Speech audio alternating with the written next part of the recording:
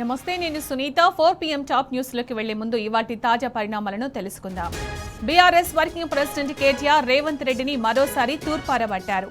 గత గురువైన చంద్రబాబుకు కోవర్టుగా మారి తెలంగాణను తాకట్టు పెడితే చూస్తూ ఊరుకోమని వార్నింగ్ ఇచ్చారు.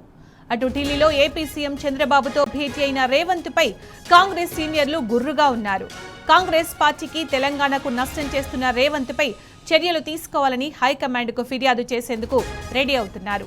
ఇక 10 ఏళ్లు నీటి కరువు లేకుండా నిర్భయంగా ఉన్న బయ్యారం ఇప్పుడు వణికిపోతోంది. సాగునీటి సంగతి పక్కన పెడితే కనీసం తాగునీటికి కూడా తంటాలు పడాల్సి వస్తోందని వాపోతోంది.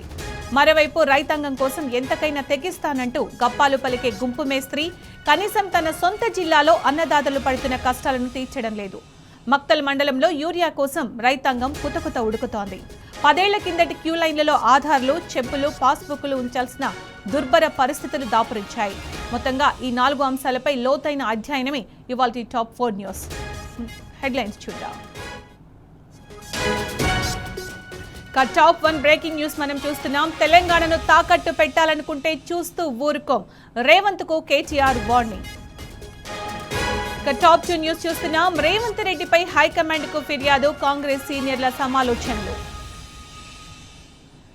టాప్ 3 న్యూస్ చూస్తున్నాం. బయ్యారంలో భీతావహం, సాగునీరందక తీవ్ర దుర్భిక్షం.